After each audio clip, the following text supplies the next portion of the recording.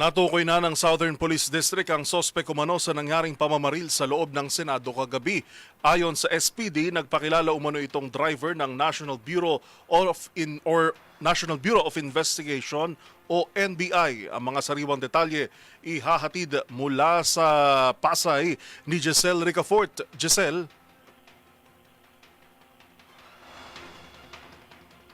Go ahead, Giselle Ricafort. Yuwel tukoy na ng Southern Police District yung suspect sa shooting incident o pamamaril sa loob ng Senado kahapon. Kinumpirma ng Southern Police District sa DZH kanina na kinilala itong si Mel Oragon, 44 na taong gulang at driver umano ng National Group Investigation. Sa inisyal na investigasyon, pasado alas 7:50 kagabi, nang magpaputok umano ng hindi tukoy na baril yung suspect sa loob ng Senate building. Nagdulot ito ng alarma at panik sa mga senador at mga empleyado doon sa Senado, maging ng mga media na nagbabantay naman sa gate ng Senado.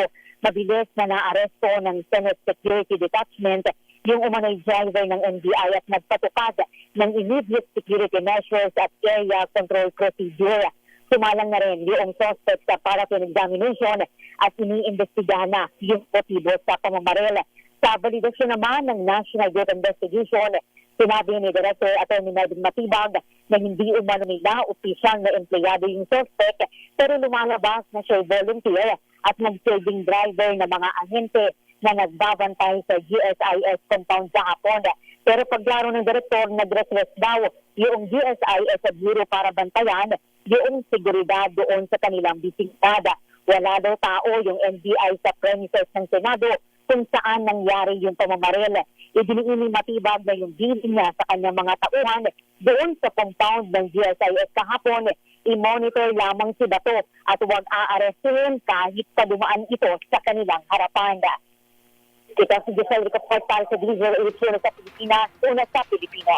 Maraming salamat, Giselle Ricafort.